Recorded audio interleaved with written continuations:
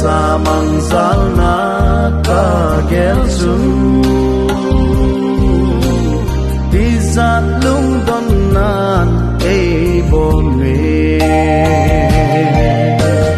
namun nei dilam ka chengam poi kale hagil na mun achun ton sot van gama ka cheno me pakai na lampia ani puin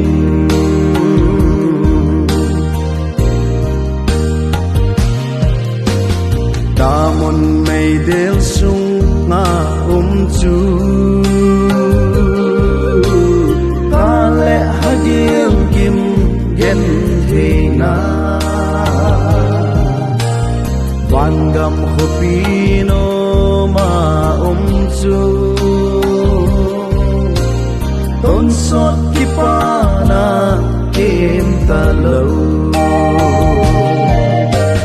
damun nei dilam ka chengam poi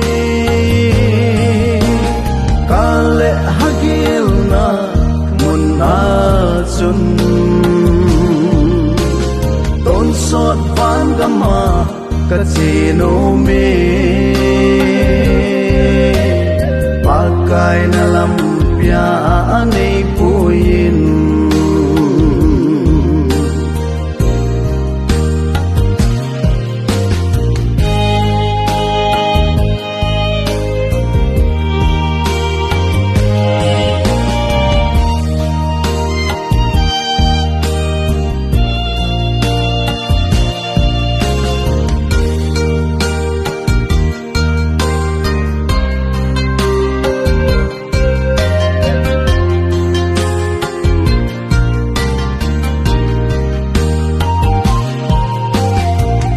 ta akapen thani chun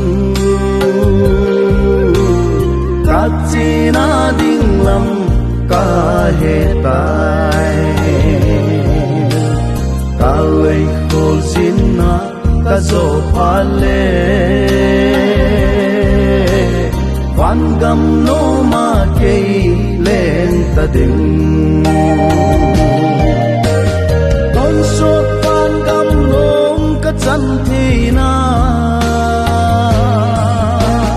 khát đam mấy chân pa ka pa say kip panan kalung ado dim tai pakai na lampia ani pui pakai na